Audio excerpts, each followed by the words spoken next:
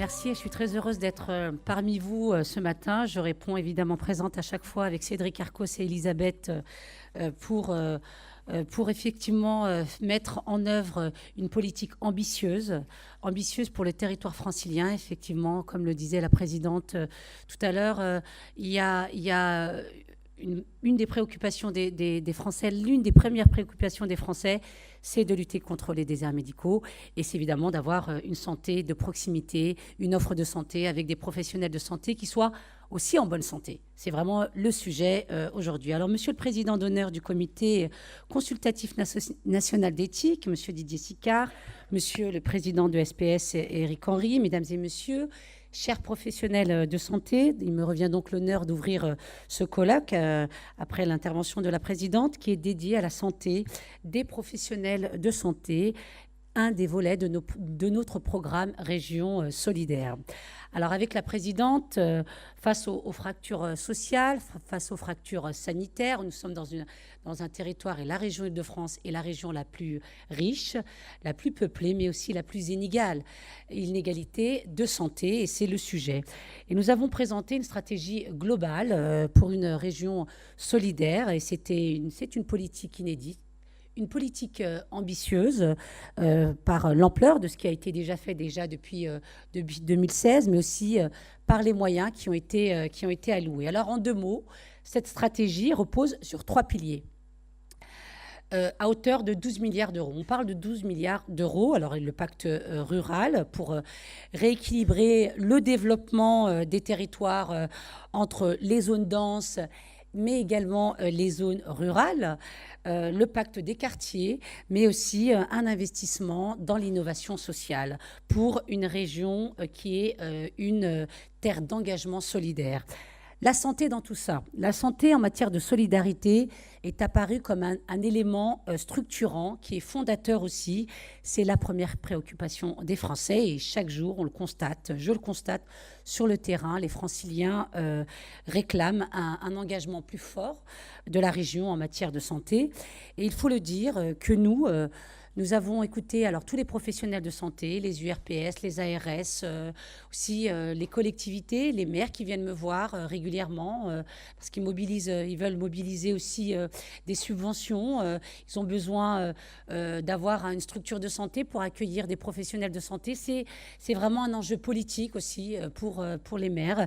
Et c'est pour nous important de les écouter, de les accueillir dans la région parce que la région, il faut le dire, et la présidente le disait, on parle d'aménagement du territoire. La région, en tant que telle, n'a pas la compétence en termes de santé. C'est le gouvernement, c'est l'ARS, c'est le ministère de la Santé. Mais la région veut, c'est une politique volontariste. C'est plus de 30% de budget supplémentaire en 2019 que je vais voter dans quelques semaines dans l'hémicycle. Et c'est vraiment une volonté très forte que l'on a pour aider les professionnels de santé à mieux s'intégrer, mieux s'insérer aussi dans les territoires ruraux. Il faut les attirer. Alors, il y a un certain nombre de dispositifs que l'on met en place, nous, à la région, pour attirer ces professionnels de santé. Alors, aussi le lien avec l'hôpital. Et on a volontairement ouvert une politique d'aider les secteurs 1, mais également les secteurs 2. On favorise aussi, et nous on est très favorable à ces activités partagées entre l'hôpital et la ville. On veut décloisonner l'hôpital. Il faut vraiment travailler comme ça de concert parce qu'on n'a plus de médecins, on n'a plus de professionnels de santé, avec une féminisation de la profession, et vous le savez mieux que moi. Et les hôpitaux qui sont saturés, faut le savoir aussi, dont les passages aux urgences augmentent de près de 4%. C'est des chiffres alarmants. Qui sont les témoins aussi d'une grande précarité. Et je pense aussi à une volonté de la présidente d'ouvrir des structures pour accueillir des femmes enceintes. Les femmes enceintes, parce qu'aujourd'hui, on a reçu un certain nombre notamment l'ARS qui nous faisait part d'une inquiétude particulière sur les femmes qui viennent d'accoucher et qui doivent trouver un logement, qui n'ont pas de structure pour les accueillir. Et les médecins deviennent aussi des assistantes sociales, parce que cette grande précarité, il faut être confronté à cette grande précarité, et nous, on veut vraiment les accompagner. Les défis de notre système de santé, c'est augmentation et vieillissement de la population, virage ambulatoire, chronicisation des pathologies, et font que les professionnels de santé ne sont plus des simples soignants. La sphère sociale prend plus de place. Et de surcroît, nous sommes de plus en plus sollicités.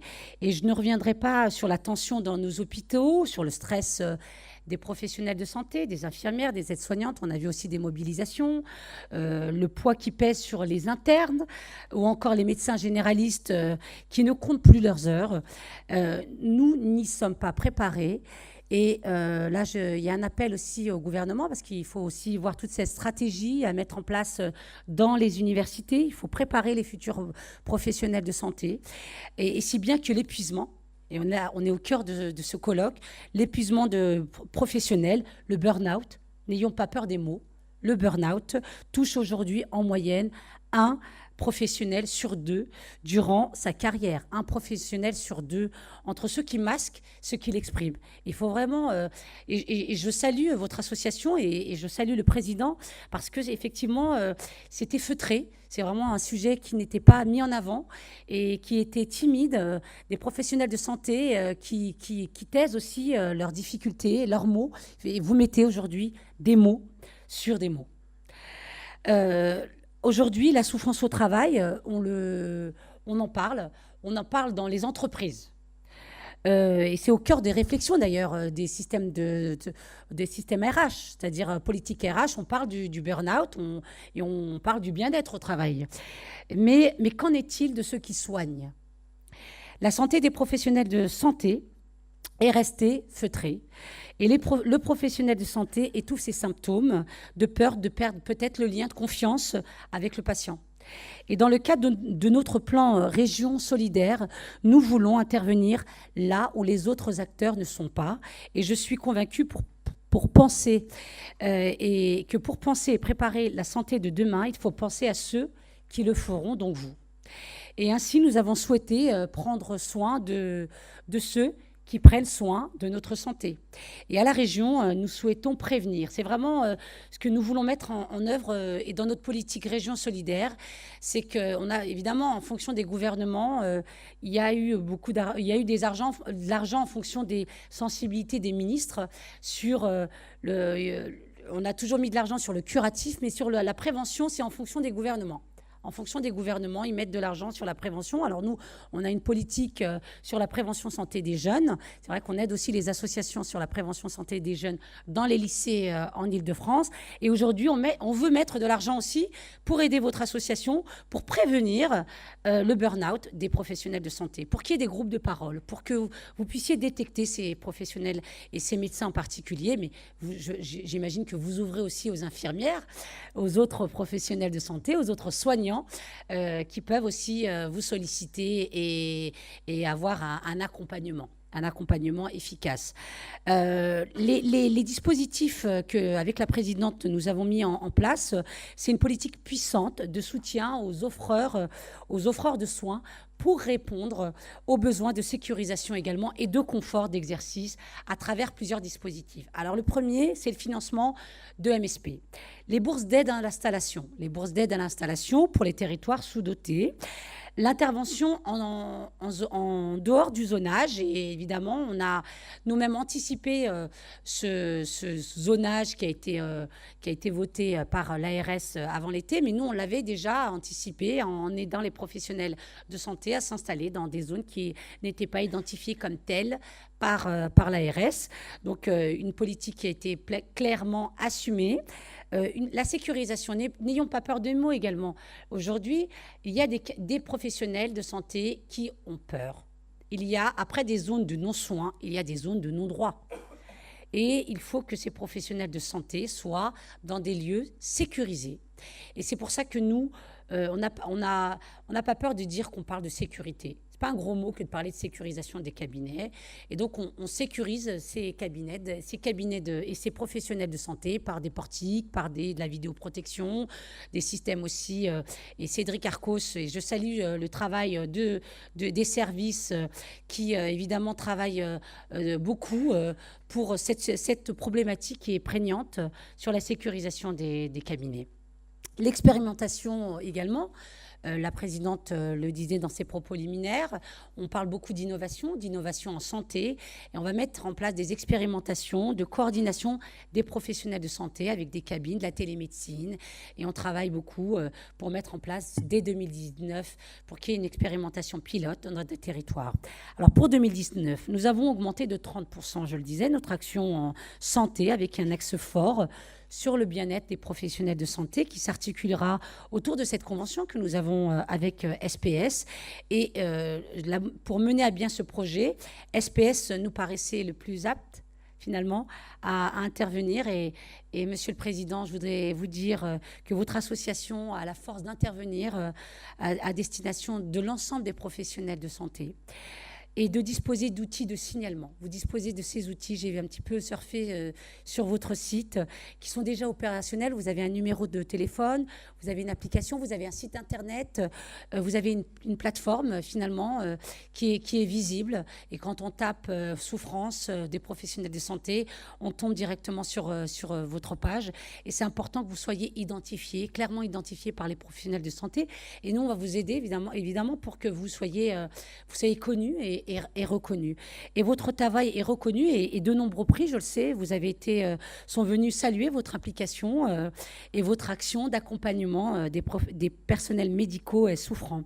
Et dans ce cadre, nous avons souhaité vous soutenir et nous sommes, et je suis très fière de savoir que nous sommes la première région en France, mais la région Île-de-France, c'est la France. Alors, c'était tout naturellement, et c'est vrai que c'est important qu'on puisse vous soutenir et qu'il y ait le logo Île-de-France. Il faudra peut-être le monter, qu'il soit plus visible. Mais... Ah ben, très bien.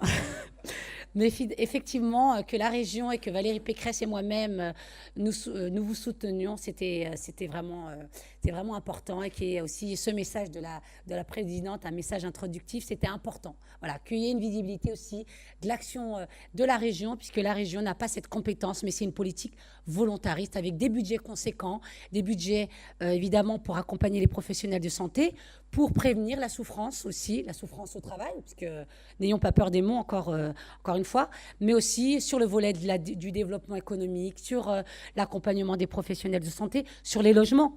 Les logements, la souffrance au travail aussi, c'est les infirmières, les aides-soignantes qui mettent 3 heures.